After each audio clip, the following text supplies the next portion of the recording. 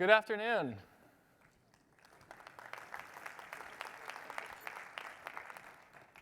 I'd like you to think about a community that you are a part of, whether it's a soccer team, a book club, or a group of friends. And think about the people in that community that you connect with and that you rely on. What makes that community so meaningful to you? What keeps your community together? These questions are the foundation of my work here at Facebook. I'm Tyler Hoff, and my past experience as an architect has helped me try to answer these questions about communities and virtual reality. Now, there are 4 things I'd like you to walk away with today. First, paradoxically, these virtual communities that I'm going to talk about are real, and we can learn from them. Second, strong communities are essential to the success of virtual reality. We can't succeed without them. As an architect, this one is especially important to me. Virtual reality has the power to create a sense of place, and I'll talk about exactly what that means. And fourth, design can catalyze communities, and we'll talk about some actionable steps we can all take to empower communities in all of our experiences. Why is this important to talk about here? Facebook's mission is to give every user the power to build community. In combination with Oculus's goal to defy distance, we want to give everyone the power to build community regardless of the distance that separates them and regardless of where they are in the world. For the past year, I've been working with my team on Horizon. Horizon is a fantastical world, an ever-expanding world where you can create your avatar, you can meet new people, and you can share incredible experiences with those around you. We've designed everything in Horizon to be better together, to foster positive relationships and build community. What that means is you can explore on your own and you can build worlds on your own, but it's better when you collaborate and you share with the people around you. Here's a quick preview Beyond of our Horizon. world, there's another world. And it's right here, on my face. Welcome. This is Horizon. Horizon is filled with possibilities. You can play stuff, make stuff, and you can even build a world of your own. Like laser tag moon landing, or this islandy place. Boop. So come, join us. A never-ending, ever-changing world beyond your world is waiting! Whoa. Thank you. Our team has used the development of Horizon as a way to learn about designing for communities and designing to create a sense of place in virtual reality. We want to give users a sense of ownership, so you can customize your avatar and you can build your own worlds. I make sure my avatar is always wearing my favorite color, gray. We also give the world a sense of geography, so you can always look off in the distance and see where you're going, and you always know where you came from. You can see in the video, the telepods are designed specifically to help you understand the next world you're going to. We've designed the spaces to be social, so the main space is designed specifically so that people going to different destinations run into each other and strike up conversation. And we want to give people agency, so you have the freedom to explore everywhere, but you also have the controls necessary to make sure that you're comfortable in every world as well. Now let's get back to those 4 points. As I said, ironically, these virtual communities are real, and they're thriving. And this is something I often have to remind people who don't work in virtual reality. This is not an abstract conversation about communities of the future. They exist now, and they're very active. These communities are forming around a broad array of topics. We have improv classes in VR. We have book clubs, religious gatherings. There are anime conferences and LGBT meetups. There are meditation classes and much, much more. I encourage you to check some out if you haven't already. And there are real people behind the headsets, behind the avatars that you see in these experiences, and we can learn from them. Some of the questions I'm investigating are, do these communities complement existing communities? Or are they brand new? Are these virtual communities stronger than real-life communities? Do they cross greater distances? And what is it about VR that is so powerful for them? Now, people often think VR is focused on games, and we have some pretty awesome ones that some were announced today. But it's the communities that will make VR succeed in the long run. That's why our team is so focused on building tools for communities and empowering every developer to do so as well. How do we know communities are essential? We can look at any other successful platforms and point to the communities that have surrounded and supported them. But I can also tell you today that social apps and multiplayer apps where people can hang out together in VR are some of the most popular apps on Quest. Even single-player apps that aren't multiplayer have incredibly strong communities that are forming around them online and in real life. What makes community in the first place? Here's a simplified version of a few ingredients that build up to a community. So we have a group of people with a shared interest. We're all in this room because we're interested in VR. But maybe it's the anime or the improv classes that I mentioned before. Once we have shared interests together, we want to have shared experiences. Again, this is what we are having right now, but this is where VR is especially powerful, where you can have shared experiences regardless of the distance that separates you. And eventually, we develop shared trust. What does that mean?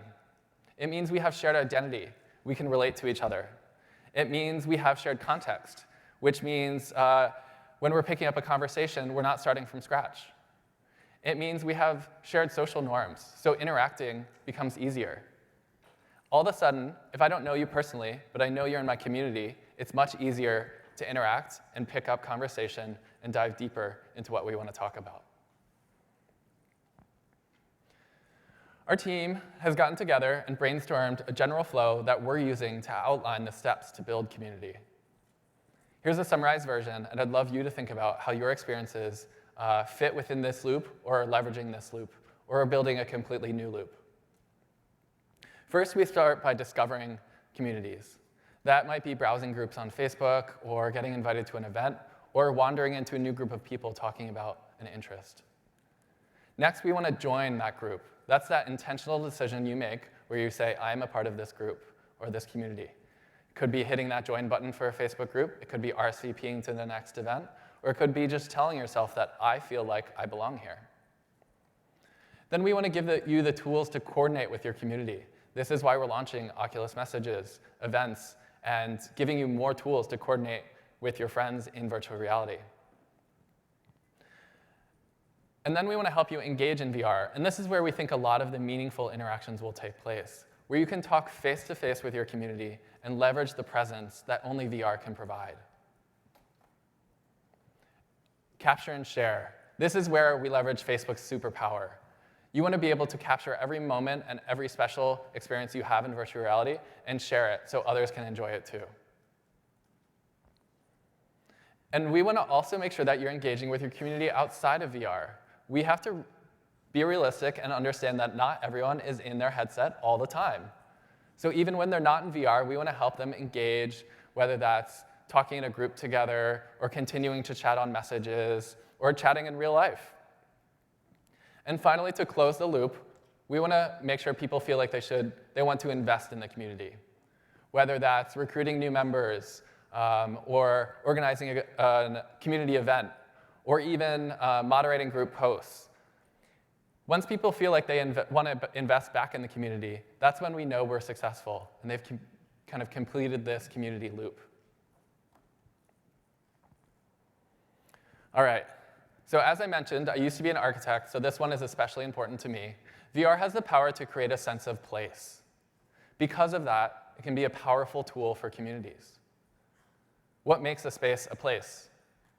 What makes this room more than just four walls? And why is that so important for community? Here's an example of somewhere I feel a very strong sense of community.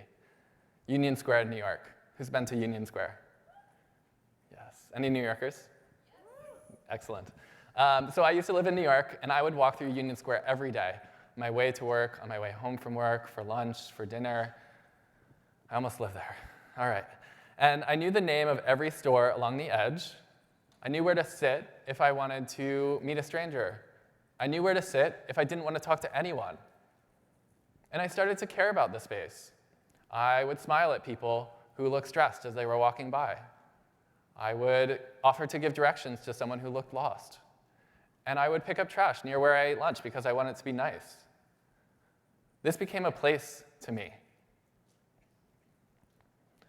Edward Ralph, an incredible author of the book called Place and Placelessness, said place was the interchange between three essential ingredients, and none of them were sufficient on their own. First, places have a location. That means how you got there, what exists around it, and where you're going next. Did you walk there? Did you take the subway? Did you take an elevator? Did you take a telepod? Next, places have landscape. That's the characteristics of a space. Is it an office or a park? Or is it a virtual world that you built? Places also have personal investment, and this is something we often talk about in relationship to community. Do you care about the place? Do you want to give back? Do you want it to feel welcoming for others? If you don't know where you are, you don't know who you are. You need to start with where you're based in a community. You need to start with where you're based and how you relate to your context to understand your role in a community. I'm arguing that the strongest communities have the greatest sense of place. Whether it's the bar you meet up in, the park you hang out in, or the virtual world you built together. All right, let's get actionable. So how do you design to foster community? Yes, my job as an architect was to deliver floor plans, but it wasn't all drawing bathrooms and hallways.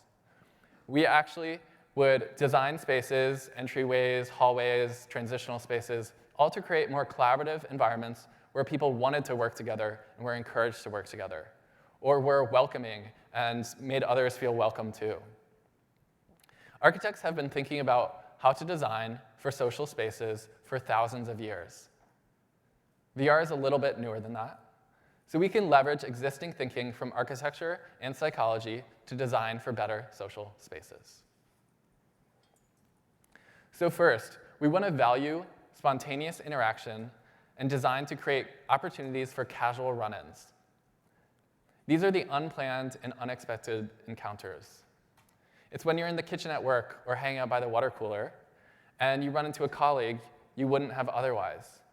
You might come up with a new idea to collaborate on, or come up to a solution with a problem that you didn't realize you had. These micro-interactions are the foundation of a strong social network. And we can't just hope this happens, we actually have to design it. How do we create this effect in virtual reality?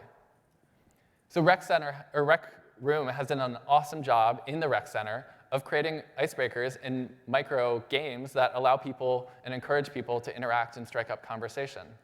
You can pick up a basketball and start to play catch with someone. This is where the beginning of many meaningful relationships have formed and is the start of a lot of great communities. It's these spontaneous moments that aren't just spontaneous, they are designed.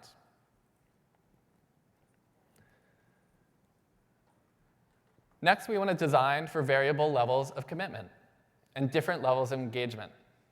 Coffee shops and cafes do a great job of this.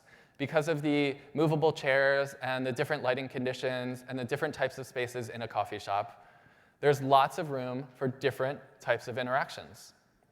Not everyone feels the same level of social all the time. Some days I wake up and I want to be the center of attention. So I walk into the coffee shop, I grab my coffee, and I sit at the big table. And I smile at the people next to me, and I might start a new conversation and make new friends. Other days, I feel like I don't want to talk to anyone. And I go into the coffee shop, and I grab my coffee, and I sit in the corner, stare out the window. And we need to design for both types of moods and every type of person and every type of social interaction that they want to have, low stakes, high stakes, and everywhere in between. In alt space, we can look to the campfire world for a great example of this. If you want to talk to people, you go right to the campfire. There is no intrinsic reason to go to the campfire to talk to people, but that's where people gather because that's what we think of as a gathering place. That's where you can start a new conversation with a group of people. But the minute you feel overwhelmed, the minute you want to back away, it's super easy to take a few steps back, to maybe rest by yourself for a minute, or to have a small one-on-one conversation with someone and not feel overwhelmed by that larger conversation. So they've done a great job of allowing for all types and all levels. And next is my personal favorite, valuing the edges, thresholds, and in-between spaces. So these are often the most popular and most active spaces, the spaces in between two destinations. So people are more likely to gather right before or right after an activity. You can think of the stairway outside of a school right before class starts. It's where all the kids are talking and chatting and having the most fun. You can think of a stairway outside of a museum after a long day of walking through the exhibits. People are chilling on the stairs and might be talking to strangers next to them about what they saw or what they're doing the next day. And it's the edges and walls within a space that are super important too, and can provide a refuge for social interactions and allow people to ease in and out of interactions. I like to say wallflowers are people too, and you can't have wallflowers without walls. In VR, we can look to Rec Room again to look at the lobbies that exist before you enter an activity. So if you've ever played paintball or frisbee, you know that you enter a lobby and you are there with the people you're about to play with. It's a great place to gain context on those people, on your controls, on the game you're about to play. And it helps you warm up to the next activity and helps you form that kind of social foundation of what you're about to do. Another fun one is to design to create a perception of density. Walking into an empty space doesn't feel very social.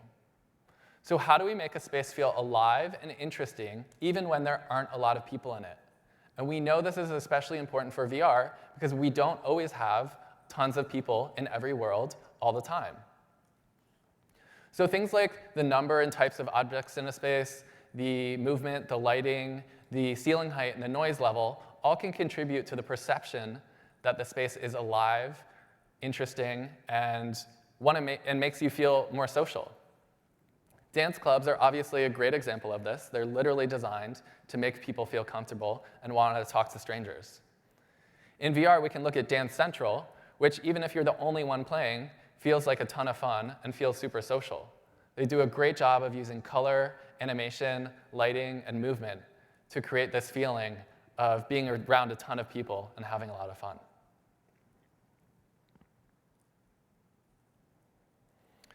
Finally, let's think back to that community that I asked you to think about at the beginning. Think about how it makes you feel like you belong, which is all we really want in life, is to feel like we're a part of something. So here's my personal example. I have found my community in the LGBT network at Facebook. It has become a support network, a friend network, and so much more. I'm so lucky to be in a place where this is welcomed and celebrated. In VR, there are also LGBT meetups in Altspace and a couple other apps. They're some of the most popular, and I also encourage you to check them out. Why does this matter? Because not everyone has the real-life support that I'm lucky enough to have. Not everyone is in a place that is accepting of the way they look or the way they feel. The work we do is so important to helping everyone all over the world feel like they belong and feel like they're connected to the people around them. I'll repeat the 4 things I wanted you to walk away with. These virtual communities are real. They're vital to the success of virtual reality in the long term. VR has the power to create a sense of place, and design can catalyze these communities. There are 4 talks I want you to check out tomorrow. This is your homework. Facebook's future in social VR, designing for delight, Oculus Connected, and building identity. Yes, definitely take a picture of that. And the last ask I have is that you help us build the future of community. Thank you.